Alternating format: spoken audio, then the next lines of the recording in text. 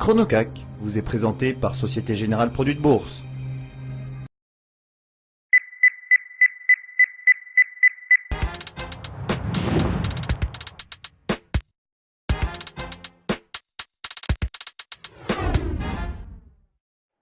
Et nous retrouvons en duplex Benoît Rousseau, trader et fondateur du blog En Lille ce matin.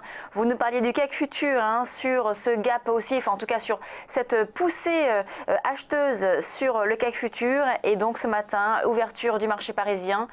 Que faire dès l'ouverture sur le CAC ?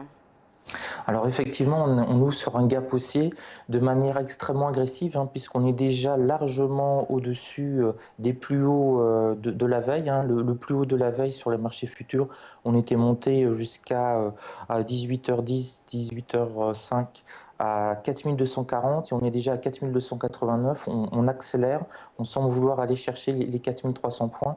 Donc il ne faut pas hésiter, si on a le moindre repli, notamment vers cette zone des 4260, 4270 qui correspond au point pivot hebdomadaire, de rentrer pour profiter de cet effet d'accélération des places boursières. Ça accélère absolument partout, sur tous les futurs américains.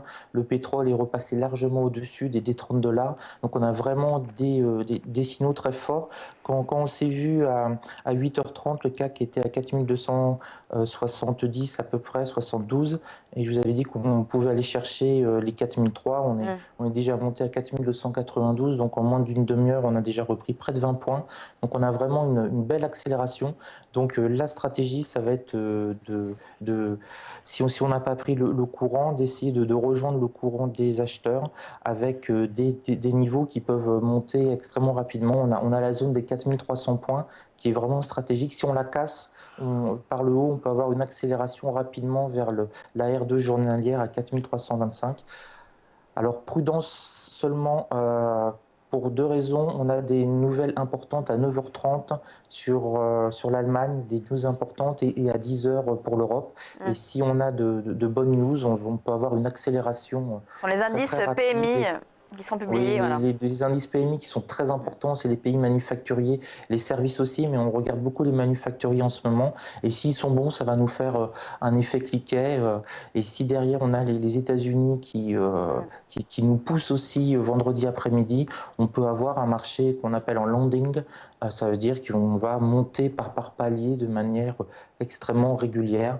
Mais il faut encore faire attention, on est encore fragile. Ça va demander confirmation pour voir si on a l'effet Draghi qui va encore fonctionner jusqu'à la fin de la semaine. En théorie, ça devrait encore fonctionner jusqu'à la fin de la semaine.